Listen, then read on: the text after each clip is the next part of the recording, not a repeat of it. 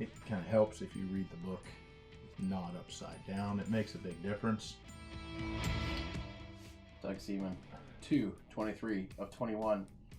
The Book of Doug. Meeting scheduled with OHBinBuster Jonah. It's right there.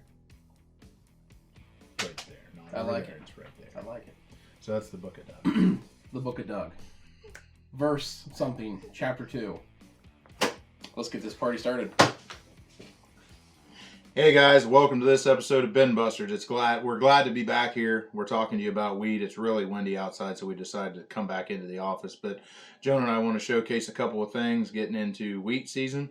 It's a very important time right now if you're a wheat grower to be doing certain things. I know Jonah and I want to talk to you a little bit today about some things we're going to do, especially with Jonah's wheat. I don't have wheat right now, but I have some growers that have wheat, and we're going to be out doing some pretty cool stuff here going into springtime. So guys, we've had a lot of questions going into winter. We had the really cold spell. I look at ag Twitter all the time, all winter long. These guys are blowing up. The wheat crop is dead. The wheat crop is dead. Well, it's winter wheat, guys. It's winter wheat. It has to go through a vernalization process. Yeah, it's going through a vernalization process, so don't give up on it yet. But, the snow's melting today down here in southern Ohio. Look out across the field. You can start seeing the wheat again. It's a good time to start looking at your wheat crop. Let's get out there. Let's look at it. See if we have some issues. A lot of things we need to look at right now, when you look at frost hooving. Are we seeing any hooving issues? Typically, we don't see that here. I don't know the last time I've seen it in our geography. I know it's an issue elsewhere. Doug, have you seen it? You've been in this game longer than me, but I've never seen an issue with that in our area. It's very rare. And for us, we had snow cover, so a lot of that acts as protection. Yep. In those extreme cold temperatures. But for us, now the snow's off. One thing, I'm going to be out stand counts. And with stand counts, we do tiller counts to find out where we need to be as far as the nitrogen program. How much tillering we got, last fall. To see where we need to be with the nitrogen program from this point forward. And I know your guys are pretty aggressive on multiple shots at N, getting to that goal that we need to get for total nitrogen per bushel of wheat raised. And I know some of your guys are into that triple digit game on the wheat thing. Yeah.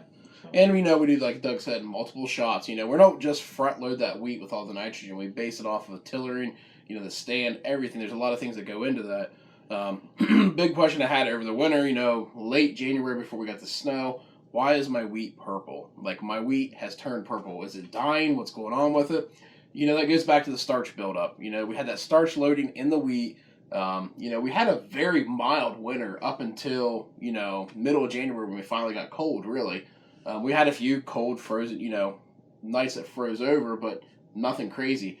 That wheat was pretty actively moving or trying to grow throughout the winter there until, middle of January. Until we got that real cold weather. Yep. And so, that's the biggest thing, guys. And remember, when you see that purpling of those leaves, don't worry about it. It'll come out of it. We're just now getting started into the time we really need to start looking at this wheat crop. Yeah, absolutely. I don't get too alarmed when I see stuff like that, especially this time of year. It's more getting out, figuring out what we got, what the yield potential of that wheat is. If you got a great stand, what's wheat futures right now? I don't even know. Like 6 1/4, I think, locally. Yeah, so wheat futures are good. If you got a good stand, that's what you base your yield goal off of, in my opinion. If we don't have a good stand, then I don't know that the 100 bushel wheat thing is an opportunity. So you'll ratchet that back. Mm-hmm. Now, I know last fall, some of your wheat that went in, I thought looked exceptional last fall, which hopefully through the winter, still going to carry a pretty good stand, and wheat or yield potential should be really solid on it. Yeah. So I'm going to get out, with some of my guys here now. It's going to be muddy, but the one thing, get out and checking stands is always a good time to do a lot of other things while you're out there too. Maybe grab some soil samples, a few other things. Check for sheds. It's shed season, guys. Shed season. So scouting wheat, you can find things like this. This is kind of like a Jonah deal. Yeah, this is kind of what we see on my farm. This is what you get when you scout like wheat in my geography. These kind of guys right here. So you can actually save your wheat stands, save your tractor tires too by getting out and doing some scouting this time of year. Exactly.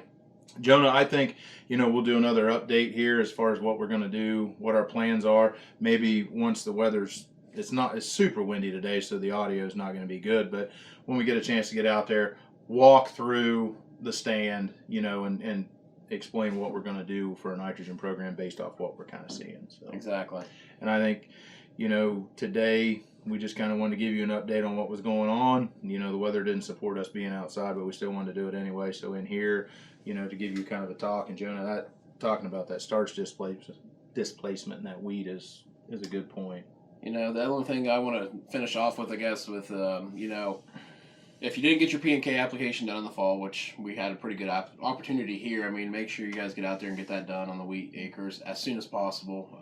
Don't miss that application. Absolutely. That's huge, We got to have that potassium in that plant. That's a huge component of it. That's wheat, so. Yeah, absolutely. So I think with that, I've concluded. Yeah, so thank you guys for tuning into the OHBinBusters 2021 season.